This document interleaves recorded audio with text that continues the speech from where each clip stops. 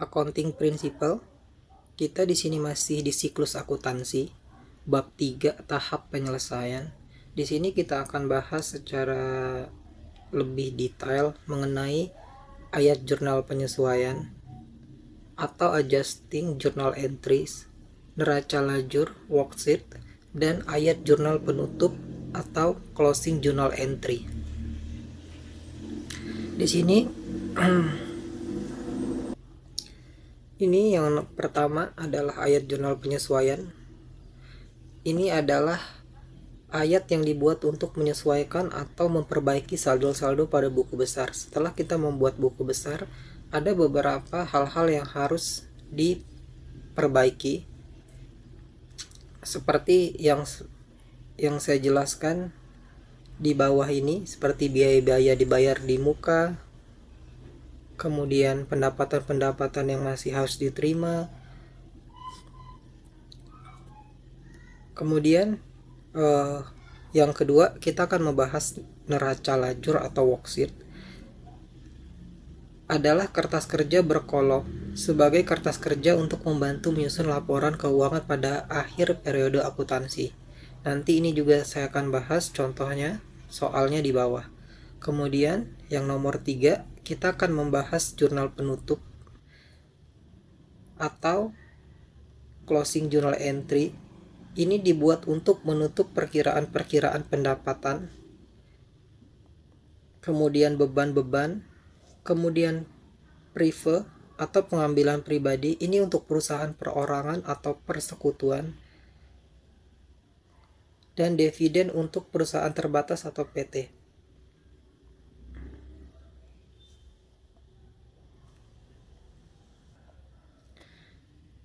Lanjut contoh soal nomor 5. Di sini perusahaan jasa, servis, dan kulkas Tuan Rindi pada periode akuntansi per 31 Januari 2022 memberikan data neraca saldo sebagai berikut. Ini data neraca saldonya. Ini neraca saldo.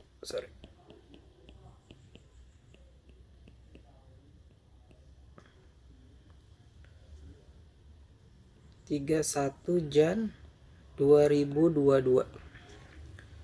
Ini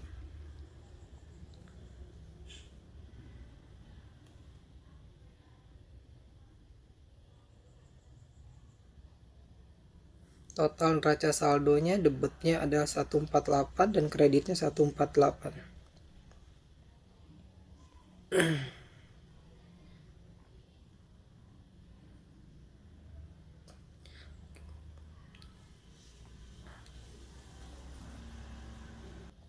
Dengan informasi di bawah ini,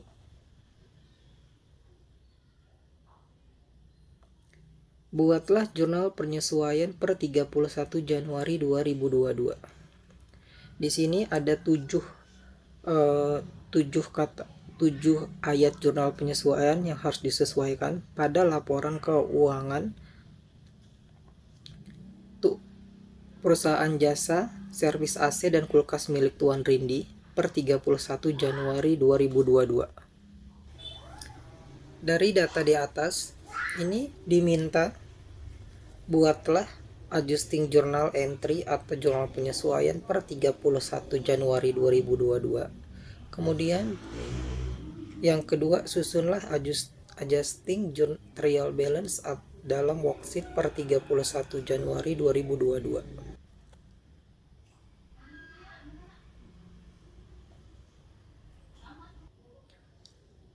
Ini perusahaan jasa Tuan Rindi, neraca saldo per 31 Januari 2022. Kemudian diminta buatlah adjusting journal entry atau jurnal penyesuaian per 31 Januari 2022. Oke, soal nomor 1. Persediaan perlengkapan kantor per 31 Januari 2022 masih ada sebesar Rp650.000.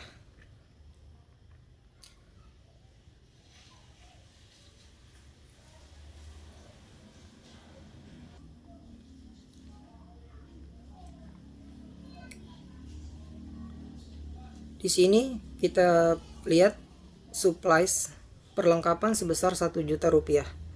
Di sini persediaan perlengkapan kantor per 31 Januari 2022 masih ada Rp650.000. Ini logikanya adalah pada saat dilakukan stok opnam persediaan pada gudang masih ada barangnya sebesar Rp650.000. Nah, jadi ini nomor 1 tanggal 31 Januari 2022. Ini biayanya adalah sebesar 1 juta rupiah. 1 juta dikurang Rp650.000 sebesar Rp350.000. Dari mana dapat 1 juta? Dapat dari sini, dari supplies. Nah, jurnalnya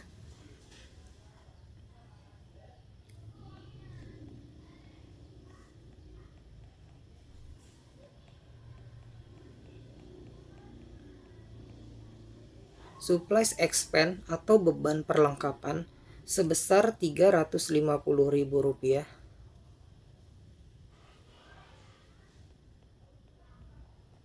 pada supplies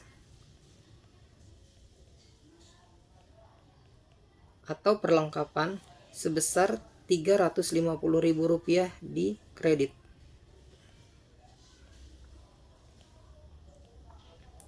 Kenapa beban perlengkapannya sebesar Rp350.000? Karena di gudang stok dari perlengkapan masih Rp650.000. Jadi logikanya perlengkapan yang terpakai itu totalnya adalah Rp350.000. Jadi beban perlengkapan itu sebesar Rp350.000.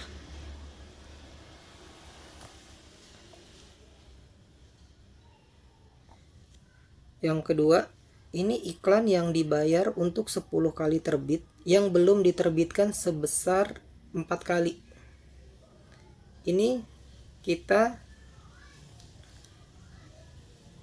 pasang iklan cuma belum diterbitkan sebesar 4 kali. Berarti yang sudah diterbitkan sebanyak 6 kali. Nah, kita lihat saldo di neraca saldo. Nah, di sini prepaid advertising atau iklan dibayar di muka saldonya kosong. Nah, kalau kita cek advertising expense ini sebesar 2 juta. Kalau teman-teman lihat video saya sebelumnya yang dicontoh soal nomor 1 dan 2 masalah penyesuaian, ini dia mencatat beban iklan di perkiraan biaya. Kalau dia mencatatnya di perkiraan harta, maka akan munculnya di sini. Nah, karena dia munculnya di sini, berarti ini dicatat berdasarkan perkiraan biaya.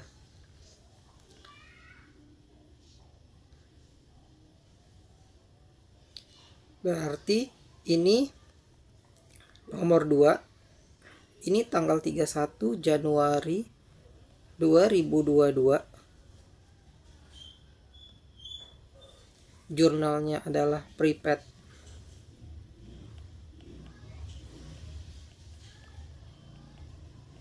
advertising atau iklan dibayar di muka.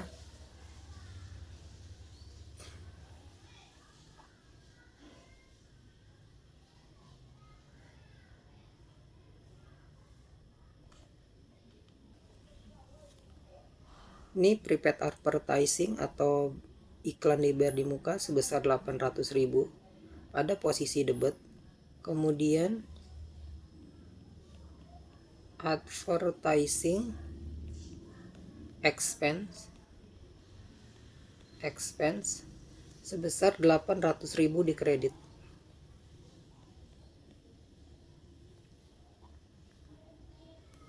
Dari mana dapat 800.000?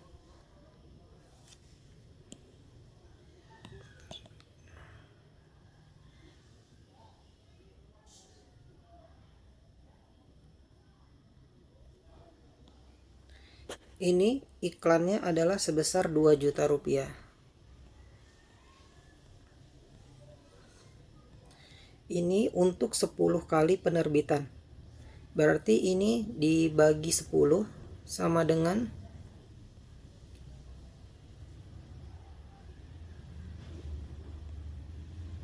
200.000 sekali terbit.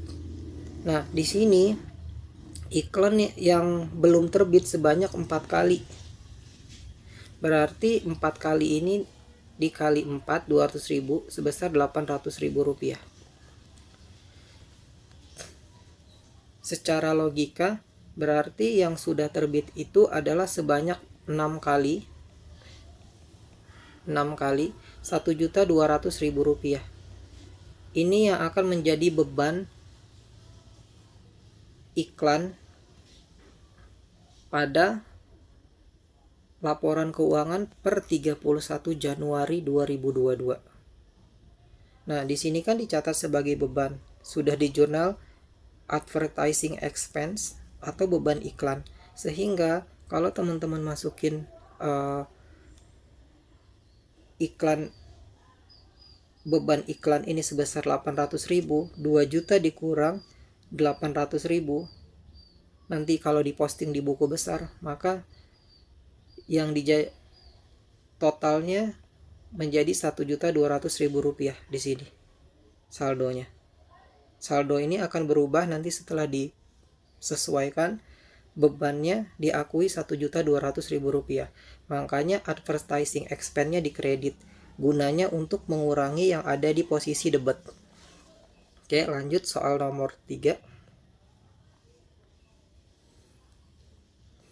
Ini pendapatan sewa diterima tanggal 1 Januari untuk 4 bulan. Ini berarti kalau kita lihat neraca saldo, ini adalah pendapatan diterima di muka atau unearned rent. Ini sebesar 20 juta rupiah.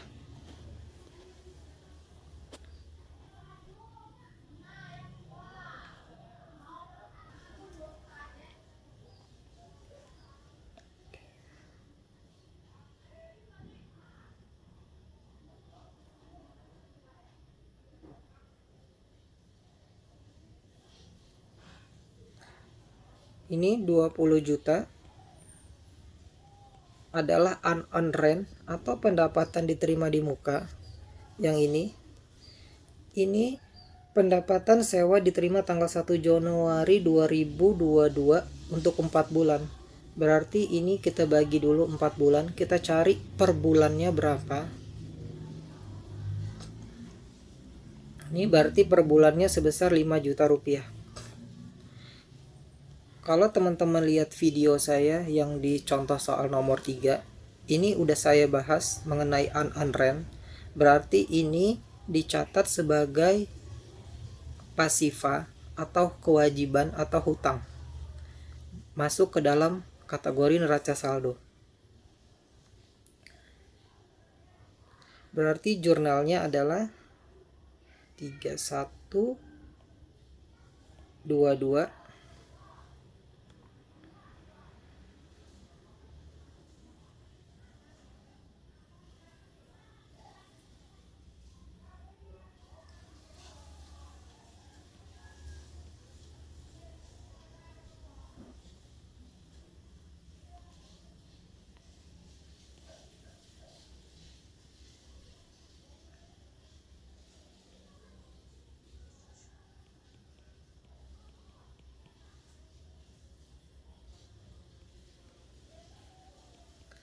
unearned rent sebesar tadi ini 5 juta. Posisinya di debit. Kemudian rent revenue atau pendapatan jasa sewa sebesar 5 juta rupiah.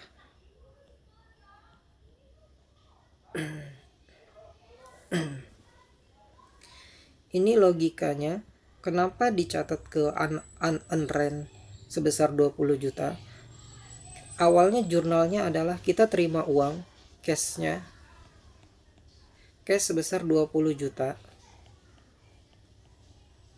Kemudian pada unearned rent dikredit sebesar 20 juta. Dicatat sebagai hutang ya ini ya. Jadi gini, kita terima jasa di muka untuk 4 bulan, berarti dari periode Januari, Februari, Maret, April. Nah, kita sudah terima uangnya duluan, cuma pengerjaannya belum kita kerjakan, sehingga kita memiliki hutang kepada pelanggan untuk 3 bulan ke depan, yaitu Februari, Maret, April. Makanya di sini dicatatlah di unearned rent atau di posisi pasifa menjadi hutang. Jadi kita tuh seolah-olah memiliki hutang kepada pelanggan. Oke. Lanjut soal nomor 4. Di sini gaji yang belum dibayar per Januari 2022 sebesar 500.000. Ini logikanya atau case seperti ini, ada gaji yang salah hitung atau dia kurang hitung, sehingga baru diketahui per akhir Januari 2022 ada kurang sebesar 500.000 rupiah. Maka ini harus tetap diakui di periode Januari 2022, walaupun ini akan dibayarkan mungkin di awal Februari atau di akhir Februari nanti, tetap dibebankan di Januari 2022 karena ini milik, porsinya adalah beban di Januari 2022 untuk gaji ini. Jadi nomor 4 ini adalah tanggal 31/01/2022. Ini salaris expense pada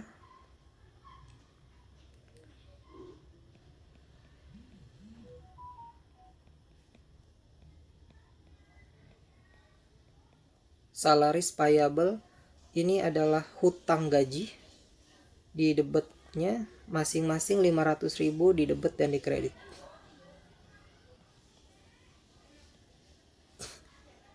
Kita catatnya beban gajinya di debit 500.000, kemudian hutang gajinya sebesar di kredit 500.000 rupiah.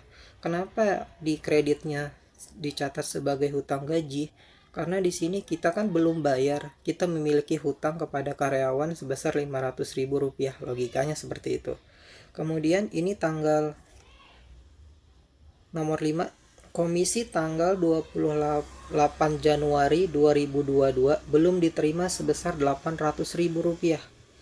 Seharusnya gini, ini logikanya adalah kita ada pendapatan komisi tanggal 28 Januari 2022, ini belum diterima, yang harusnya kita sudah terima di tanggal tersebut. Maka jurnalnya adalah penyesuaiannya tanggal 31/01/22.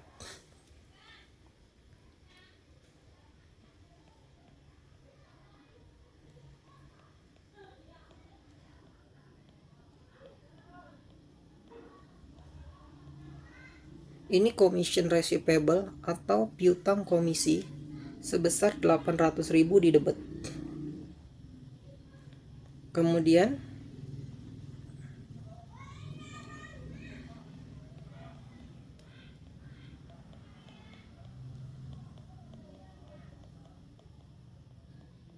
ini di kreditnya commission revenue atau pendapatan komisi, ini dikredit sebesar 800.000 rupiah. Kenapa dicatat sebagai commission receivable atau piutang komisi? Karena kita belum terima uangnya. Otomatis kita harus sesuaikan, ini adalah pengakuan pendapatan komisi di bulan Januari, maka harus dicatat di Januari, sehingga kita belum terima uang, berarti masuklah ke dalam komisi piutang komisi atau commission receivable.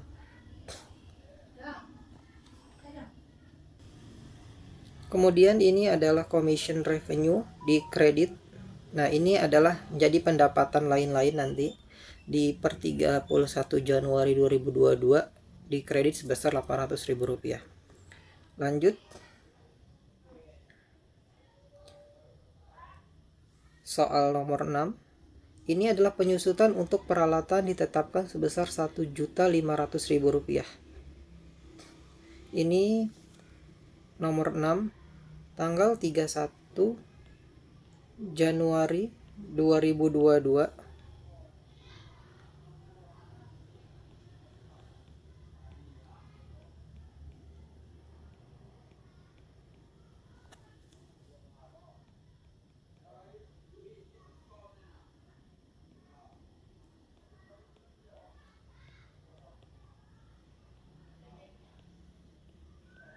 Ini depreciation equipment expense atau biaya penyusutan peralatan sebesar Rp1.500.000 di debit. Kemudian accumulated depreciation equipment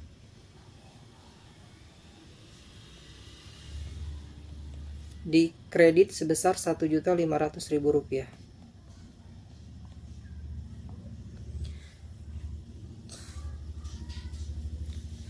Ini penyusutan peralatan ini sudah diatur di PSAK, nanti di aktiva tetap. Nanti kita belajar di bab selanjutnya, di buku selanjutnya, di intermediate accounting. Ini akan dijelaskan metode garis lurus, metode menurun untuk penyusutan aktiva tetap.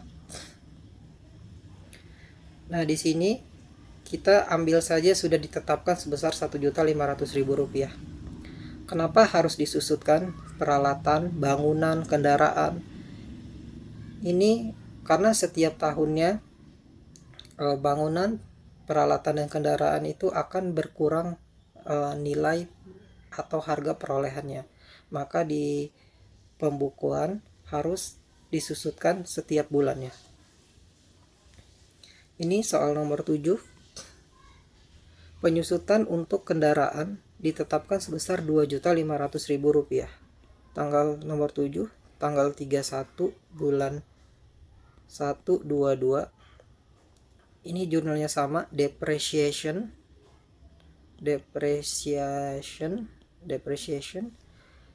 vehicle expense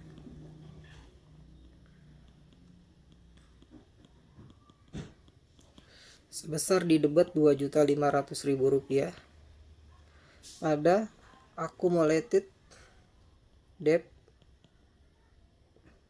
vehicle sebesar Rp2.500.000.